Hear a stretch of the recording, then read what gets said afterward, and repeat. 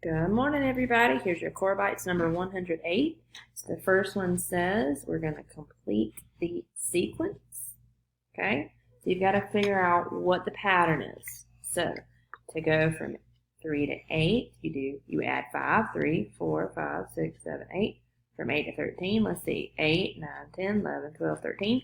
So you're going to add 5. So for your missing number, 13 plus 5, 13, 14, 15, 16, 17, 18 would be your missing number. Okay? Now, these are opposite operations. So here you have division, here you have multiplication. So, as you know, multiplication and division are opposites. So if you have 162 divided into 9 groups, you get 18. So the opposite would be 9 times something gives you 162. So just do the opposite. So your missing number would be 18. Ironically, same number for both problems. For the next one, it says Madison sold 3/8 of her collection of stuffed animals.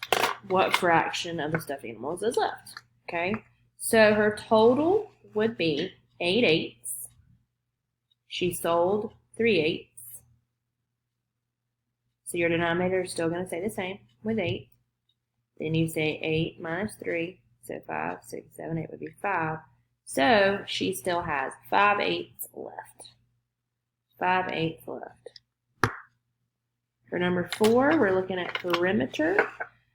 We have the perimeter of the table is 24. The area is 32 square feet. What are the dimensions? So what you've got to do is you've got to plug in the numbers and see which ones would give you that. Okay? So area, you would do length times width. So let's see. 6 times 4 is 24, not 32. 8 times 3 is 24, not 32. 8 times 4 is 32. So now let's test this theory. So 8 plus 8 is 16 for those two sides. And then 4 plus 4 is 8. So 16, 17, 18, 19, 20, 21, 22, 23, 24. Yes. So your answer would be C. And then for number 5 is the dotted line, a line of symmetry for this.